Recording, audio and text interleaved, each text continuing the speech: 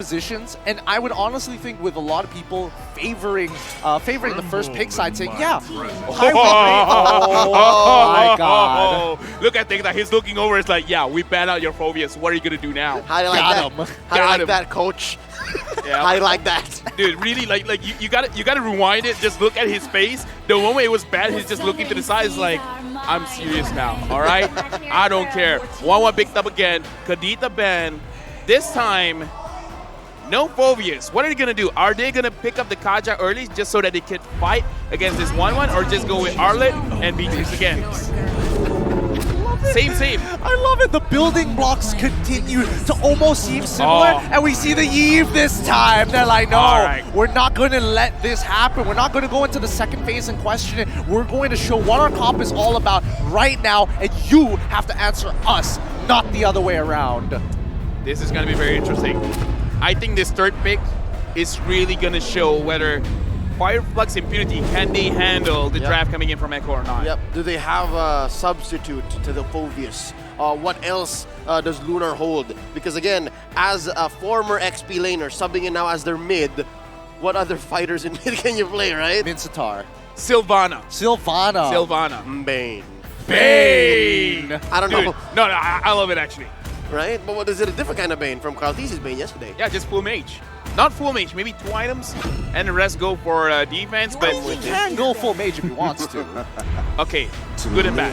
Faramis good against the Kaja because Kaja wants to help someone burst someone out, and then you can handle it. But the bad, the Faramis traditionally does not do that well against the Eve. So right now, good and bad. You have answered one of the questions, one of the problems, but now you're kind of putting one problem onto yourself. For me, it's not as great as the first draft in Game of 2. Yeah. We'll see. The second phase is where it gets real interesting, especially for Flux Impunity, or even Echo in this particular case. I'm looking at Leo, and I'm hoping he can answer this, right? Is there an angle for Valentina jungle here? Carlthese has been known to play Valentina jungle more than a couple times. Yeah. So I don't know whether it's going to be something that's viable, because you can tell that Impunity are making sure, hey, get rid of the Fredrin, get rid of the Amma. So much respect coming from the world champions. No, I get it. Just as important as the Phobius was, Q-Round, the Aemon, was also key. He really was one of the cleanup crew for Flux Impunity in Game 2, and that made Ben Curie's life so difficult. So even Sanford was put on the edge by Kyura's Aemon. So yeah, here I'd say the fact that Valentina hasn't been picked up nor banned yet, if not here, because again, it's possible. Bad Galsef and Osprey, we know that they do their homework. That's a good possibility here. Oh boy. Oh, let's see what is going to be. Next ban coming out from the side of Flux Impunity. Likely Lance. Lance already been banned. It's already been banned in the first phase. It's very similar to Game 2. Oh no, they're going to attack 40. They're going to attack 40. Honestly, this does show it's kind of not great, right? Because here's the thing about a cheese strat. Cheese can expire. Yep. So it will happen only once. If you want a win onto Echo, you need something different kind of cheese. What if it's blue cheese? Oh, I'm liking blue cheese. They're on the blue side, aren't they? No. You're not blue. Entirely wrong. Fimp is blue. Wait, blue cheese is not blue? It's not technically blue, but it does work with molds. Oh, okay. Wait, what? Yep. We'll explain it later. Okay. Are we going to pretend like you didn't have an accent just now? Yep, well, For now. We'll address it later. All right, move along while we wait for... still no roamer, still no jungler. Clear for Fimp. Yeah, they're really maximizing their time here. Wow. Wait! Wow. What? Are you thinking Esme mid for some reason?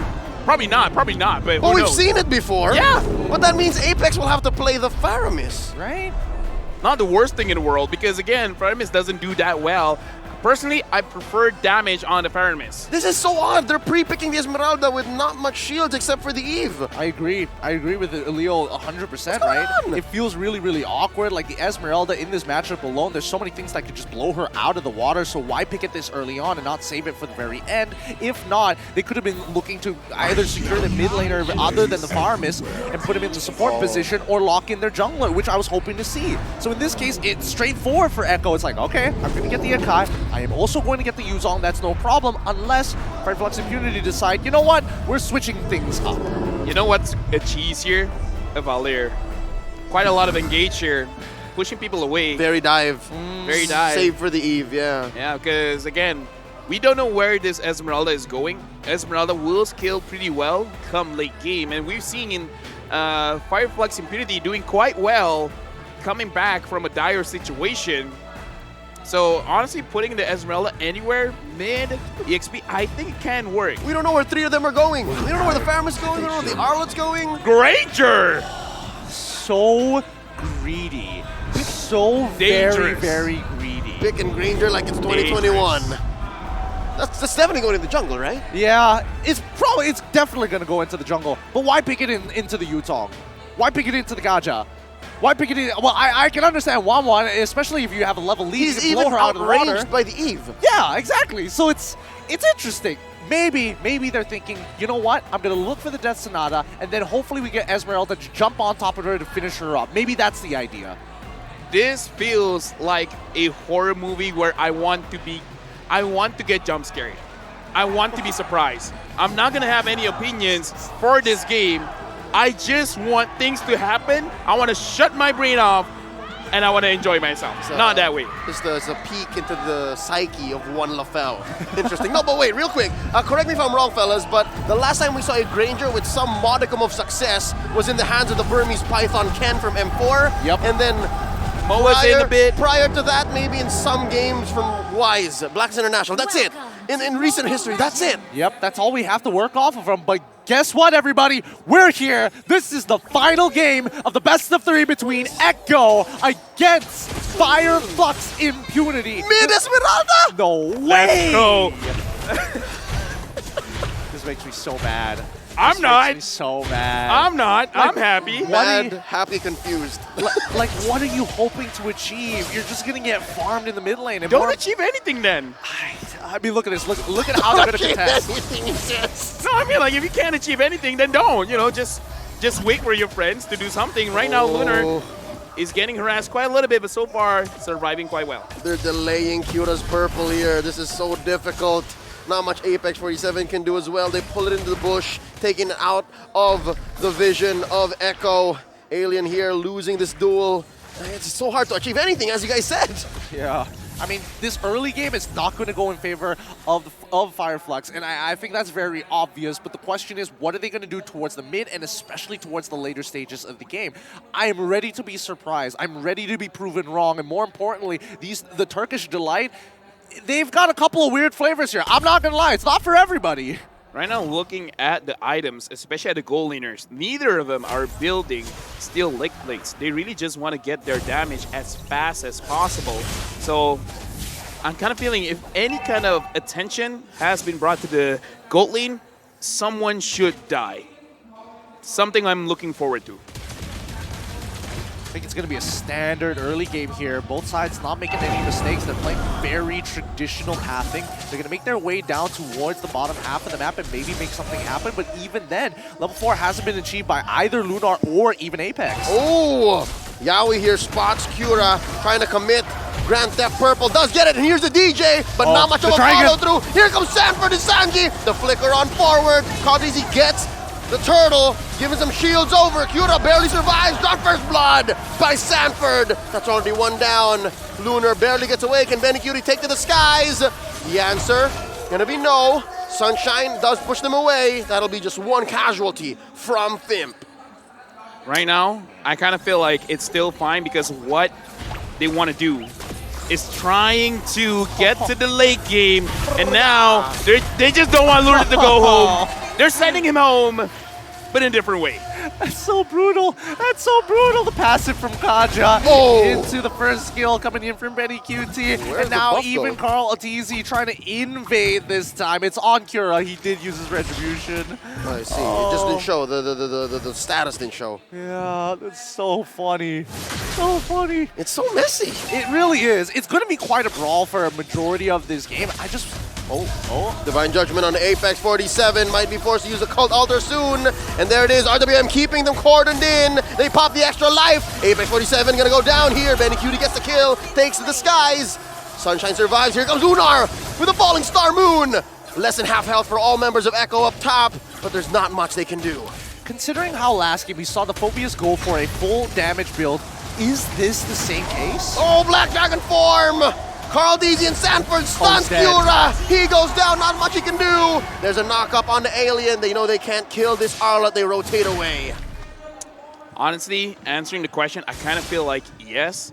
And at this point, I really feel like what Flux Impunity should do is to delay everything. Make sure you don't get caught. Cura right now is trying to hyper farm because he's not just taking his own jungle, he's trying to take Carl Teasy's jungle. So in a way, that's kind of slowing down your opponent. But again, they got to wait for everyone to get online. And it's somewhat working. Last I checked, Carl Teasy was at 6. He just got the 7. And Cura was already at 7. So where's his XP coming from? The jungle, man. Like, taking it, like, you have more on yourself, and you're denying Carl Teasy as well. So it is doing double duty here. Gotta play selfish for as long as possible, right? It doesn't matter about getting a turtle for Call Teasy is like, that's great for the rest of your team, but maybe not for yourself because you can see that Cura is just power farming. Now let's look at the items here. We're not gonna get too much. Oh! RWM plus the heavy spin. Sunshine is down, folks, but no! It took him a while, does get an ult off. Apex 47 gonna be up next. Double kill for Sanji. Not much Fireflux could have done there, while mid is just barely surviving. Cura and Alien clearing the wave. Looking at a 6-0 with a 2.8k goal lead, it looks really bad. But again, right now, this is what something whispered to me. I think Echo wants to be explosive. I think they want to end this as soon as possible. Yep. I think they're mad. You can see it. They're playing dead serious, dead to rights. They look at Fimp and they're like, all right, you want to be treated like equals? Let's do it. Right now, looking at the situation, Betty Cutie now has 2 core items. Looking at Sunshine, not yet. 4,000 and 2,000. That's a big difference for the gold laners, and it's gonna impact them heavily come team fight. And the thing is, Sunshine, he needs 3 items, man. 4 would be a luxury here. Will they even get to that point? Question is, Echo, the last time we saw them play against, playing against Flux Impunity, Game 1 as well as Game 2, they had a really great early game in Game 1, couldn't close it out as cleanly, but eventually got to it. Game number 2 is where we did see a very similar situation here, where it's teetering on the very edge, and yes, 3.2k looks like a lot, considering this is high-tier international play, but we've seen Fireflux actually bounce back from it. Yep, it's capable. It's possible. They're capable of actually shrinking that lead, but now Echo makes a play for down bottom. RWM by Sanji helping clear the waves. Given vision over way deep behind that tier 1 as Carl Teasy attempts Grant that purple, goes for a heavy spin, pinning Cura down. Where'd the purple buff go? Here comes Sanford from the west, popping that Cult Altar early. Apex 47 forced into a compromised position. Look at all the damage. Down goes Cura. Sanford gets 1. The Apex Predator smells blood. Benny Cutie takes to the skies. Alien goes down. Sunshine as well. 2K for Big Benny. And triple kill as well. Now he's still up. Lunar barely survives, but no! That's a maniac for the Storm! What a clean fight! What an incredible fight from Echo! Dude, was that a second or a third maniac? Second maniac, I think. No, third maybe? Boots yesterday? Was there more? Right now, again, maniacs all around here in MSC. No savages. No Savage yet. No Savage just yet. But again, we got to look at the instant replay.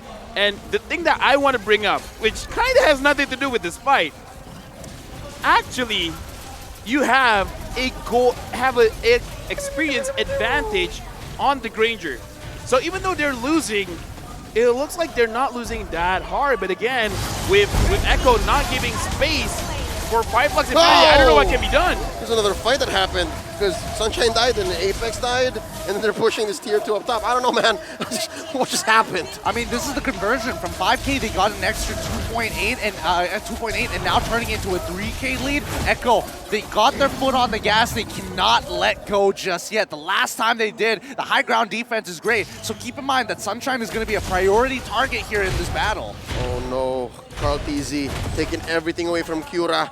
This XP lead, this gold lead, whatever Cura is getting over Carl Teasy no longer exists. He doesn't have it, and you see that mean thing that Carl Teasy did, if I'm not mistaken? He actually left the baby purple.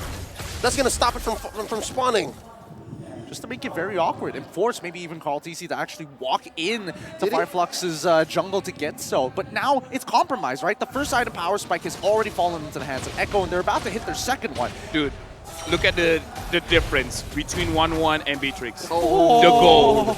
3,000 and change, almost 4. That's big. That's enormous. That's Colossal. Huge. I can't deal with it anymore. The Esmeralda. astronomical. This Esmeralda is just so far behind. How do you expect her yeah. to get 4 items against a Yve in the lane? And especially since you're not even taking average. You're not even like going out of your way just to hit supports just for the fun of it and farm up quick. You're just taking damage for the sake of taking damage. It's 9 minutes in, but it kind of feels like 18 minutes because looking at how Echo is pushing, I gotta say, it's 13-0. 13-0. Clean as it gets, not even a turret. Ju-san? Oh wait, I actually don't know the 0 for Japanese, but I'm surprised you know 13 in Japanese. yeah, Ju-san. Ju is 10, San is 3. He's nailing it. He's nailing it. But we're buying time just to see how at least Flux Impunity is just going to hold on, right? We've seen this position before. We've seen how Echo does it. This time, can they close out this game before Flux Impunity somehow bounces it back? And this time, I mean, we look at the items of Sunshine, right? He doesn't necessarily have everything he needs to one-shot a wave. He has nothing that he needs because, again, the difference in terms of item is way too big, and the front lines for Flux Impunity is not there. Sunshine just got his BOD. Yep. Kind of feels like a little bit too late. Oh, here comes an RWM. Oh my God. Sunshine put 1/10 of his health. Lord and the rest of Echo just barreling away, taking down that inhibitor up top. And now mid, this wave coming in an early Cult Altar, and Sanford obliges, and there they are coming in. DJ on a Sunshine, spelling disaster for Flux Impunity. Heavy spin by the GOAT, pinning Alien up against the wall. Cura firing away. Alien barely survives. Can they get a kill? Oh, there's Benny Cutie coming in. Sanji gets a monster kill. It's just 3 left. Can they defend? There's this big canyon away.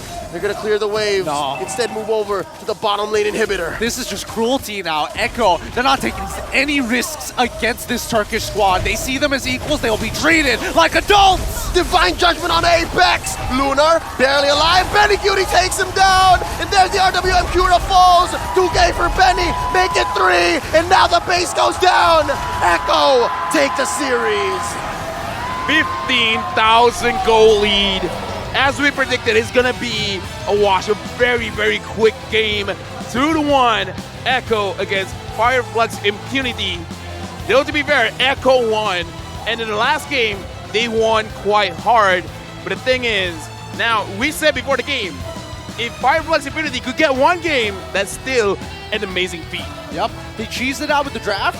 Coach Six9 decides, you know what? No more cheese. Play standard with us. Look me dead in the eye and treat us like true competitors. And this time, we'll show you what we've got. They out-macroed them, out-microed them, and more importantly, they made sure they made 0 mistakes. That was as clean as it gets. Been a while, and this is just course correction from the Orcas, the Apex Predators, the top of the chain. Let's go over to Miki. To Eco!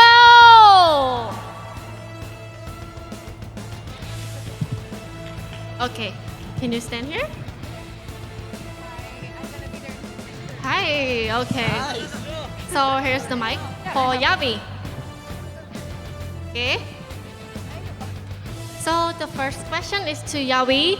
How do you feel about your team performance in the group stage? How do you feel about your team performance in the group stage?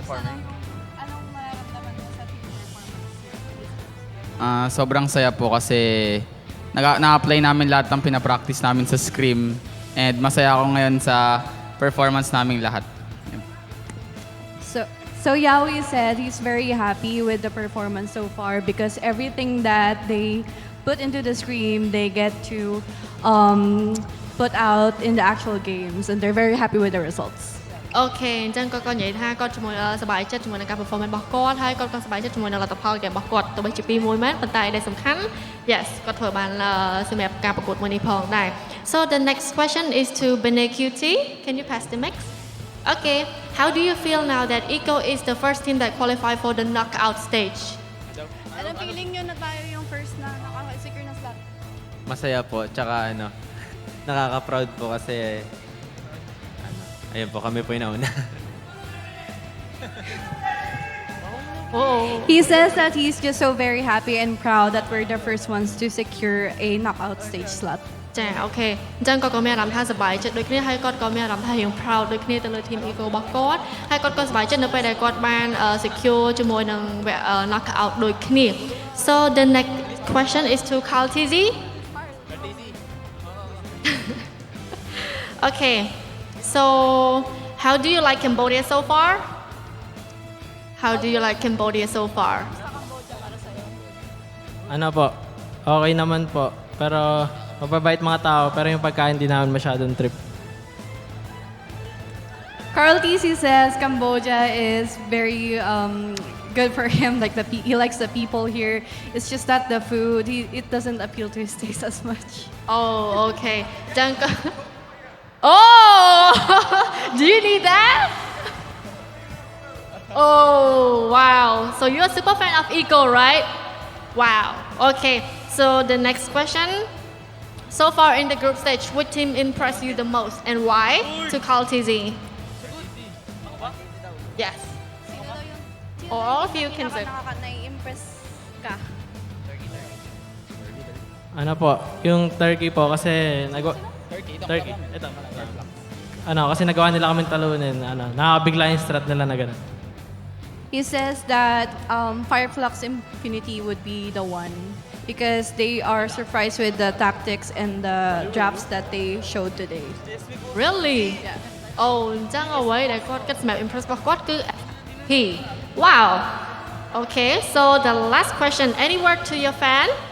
Message sa fans? You, of course, Carl TZ. You.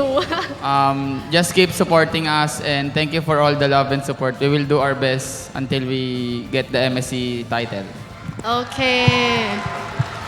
អញ្ចឹងខ្ញុំបាច់បកប្រែអ្នកទាំងអស់គ្នាស្ដាប់យល់ទេថាអត់ yes អរគុណអ្នកទាំងអស់គ្នាដែលបាន support គាត់ហើយសង្ឃឹមថាអ្នកទាំងអស់គ្នានឹងបន្តការគាំទ្រគាត់ហើយគាត់ក៏ try ការ best របស់គាត់នៅក្នុងការប្រកួតដូចគ្នាសូមសម្លេងហៅឲ្យ Eco មួយមក Wow, okay. So, thank you everyone. Yes. So now let's pass back to the caster.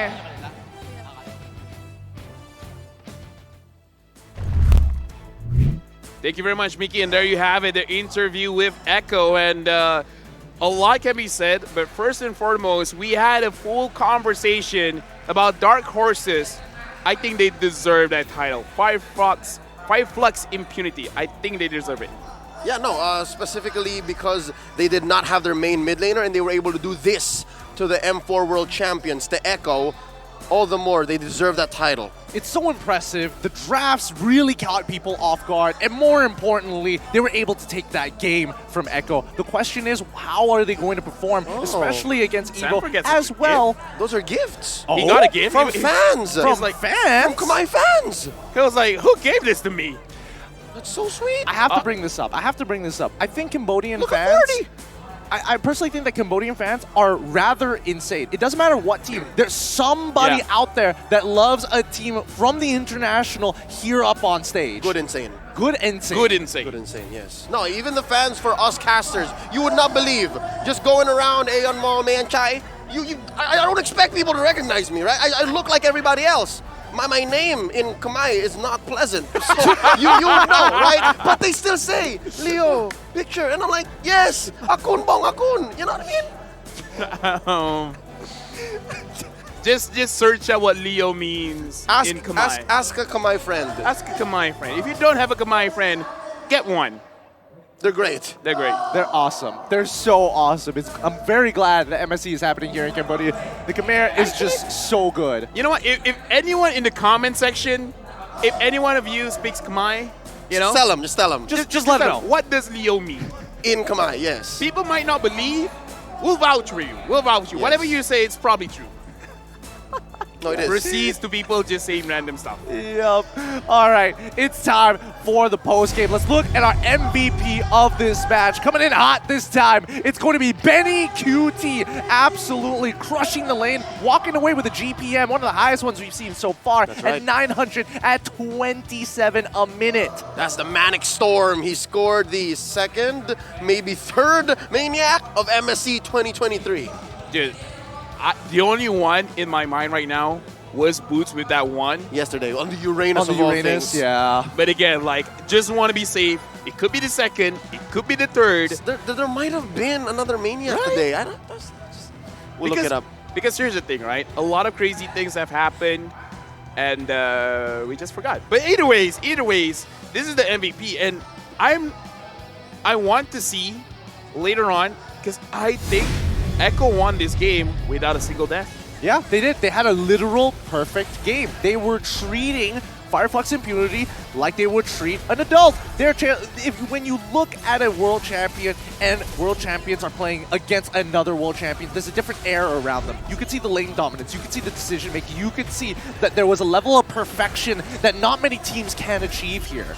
Yep, this is the Echo Express of all Echo Expresses. They added another engine to the already very fast and powerful train that is their main five. And just looking at the draft alone, it looks like Coach Bad Yosef, Coach Osprey, they may have run out of options. Like, this is not a good draft. This is not what the meta demands or asks for in 2023. Yeah, you can say there were some great picks, like conceptually, but no, a mid lane Esmeralda, a Granger in the jungle, I don't know what's going on. Honestly, for me, as someone that plays Faramis quite a bit, I really do feel this is a very bad game for Faramis because Apex 47 really could not do anything. He can't frontline, he can't save his teammates because, again, there's a reason people don't pick the Faramis to go up against the Eve. Sure, you could win, but you're really hoping for the rest of your team to pick up the slack. I mean, generally, it comes down to the simple concept of temp HP can't deal with just raw damage or large AoEs. It can hit multiple people, and again, it has been nerfed. I wouldn't say to the ground, but it's definitely not as big as it used to be. So 700 extra temp HP, not a problem. Just a couple of taps from Even and you're basically reset all over again. But with this perfect game coming out from Echo's side, you can tell by even from their builds, they got hella greedy. Carl TZ making sure he's going for the full tank. He's not making that mistake going into any sort of damage or even a Thunderbell. But look at Benny QT. When you see, oh, you know what? I'm going to go for that Scarlet Phantom. You know that he is confident in his play. You know for a fact that he's super far ahead of everybody else. With a couple of crits, even better. Looking at the build again, 0 deaths. This is no mercy. This is no mercy, and this time, especially Sanford, I gotta say, among everyone, I think Sanford was the angriest. No mercy, no quarter, no goal. Because look, I'm looking at Flux Impunity, and then for the past 5 minutes, the reason why I've been relatively quiet is because I'm trying to figure out what they were trying to do. This is, I'd say, abysmal damage coverage. You kind of want to have at least some level of magic and physical damage output to force your opponents to be honest, for them to build both the Antikiras and both the Athena Shield. Here, it was all physical. That's all they were banking on. Esmeralda deals very little DPS, and even that, you want her to be some level of peel. Apex 47, he's the roamer. He's the roamer, so he's going to build tank here. So yeah, you're looking at Sunshine, you're looking at Cura, you're looking at Alien to build damage output, and that's why all Carl TZ dealt with was physical defense. That's it. I was looking for like, not even tough boots. Yeah, you can't do anything with this comp, right? It really, let's say in a perfect world that both teams managed to somehow make it all the way to the 30-minute mark. Argument, I would say a little bit more generous, 20-minute mark. And we have full items on both sides. Maybe Flux Impunity could look to do something, right? Then Esmeralda is finally online. The Arlet should be able to tank. Cura, unfortunately, won't be able to scale as hard as Sunshine, but he can still clean up fights, which is important. But at the end of the day, that's impossible to achieve with the lineup that we are seeing from Echo. Day in, day out, they get outscaled. The laning is basically impossible for a majority of their members. And more importantly, without control over the mid lane, Echo gets to move wherever they want, however they want. Yeah, this last page of our post-game analysis doesn't really help paint the picture because of a perfect game, right? Yep. Like, these numbers are totally skewed and totally leaning over to the victors in Echo. So now, I'd like to just present a possibility.